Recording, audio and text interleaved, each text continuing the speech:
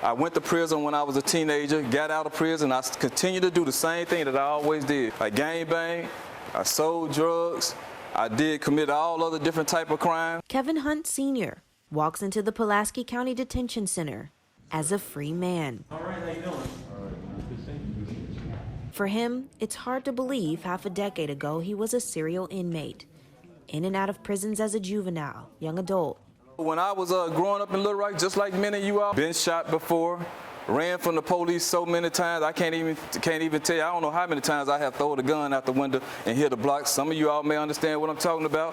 He now dedicates his time to going back behind bars as a former inmate to inspire those incarcerated with his life story. He joined a gang when he was just 12 years old. Dropping out of school, he'd land in prison at age 16.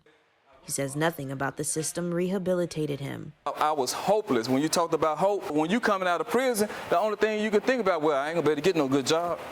Well, I ain't gonna be able to do this and do this and do all this old stuff. So that takes a lot out of you, man.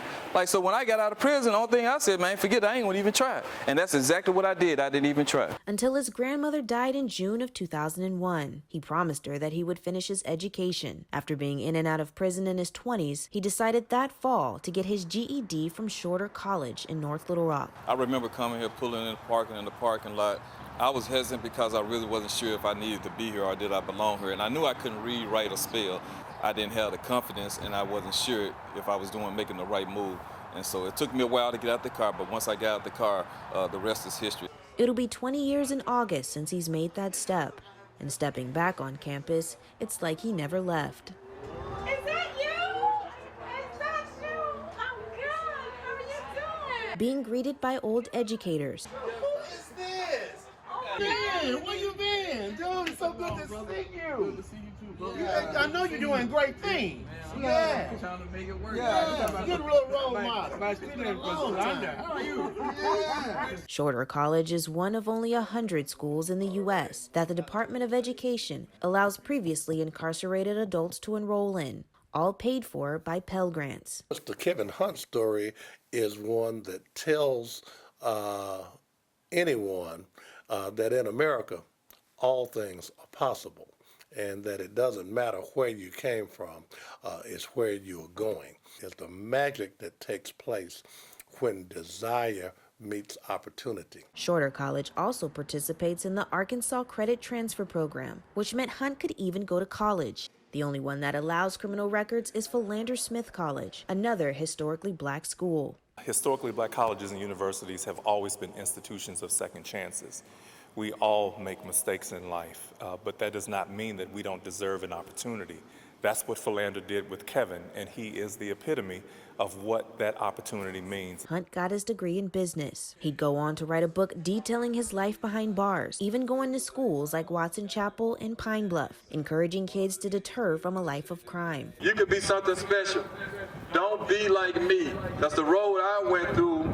Was a tough road. He eventually landed a job in the governor's office after volunteering for Mike Beebe's campaign in 2007. Felons can't be hired for state jobs, but a group of people believed in Hunt. At first, he did little jobs like grabbing coffee and running errands. Eventually, he got a promotion to do grassroots work in the community. Because people want to change and people can change. A felon in the state capitol for 8 years.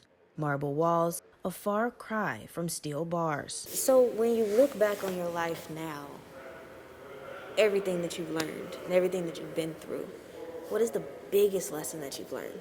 The biggest lesson I have learned, I really don't know how to just say one, because there have been many, many lessons. But I think the biggest lesson that I have learned is never to give up on yourself and never give up on others as well, too.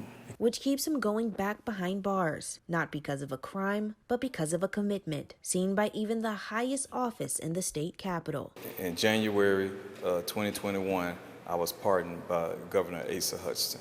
No longer a felon, but a fighter to help others just like him realize that they too can make a difference. It's that hope that maybe I can do this. And as long as I'm hoping for something, I'm striving for something.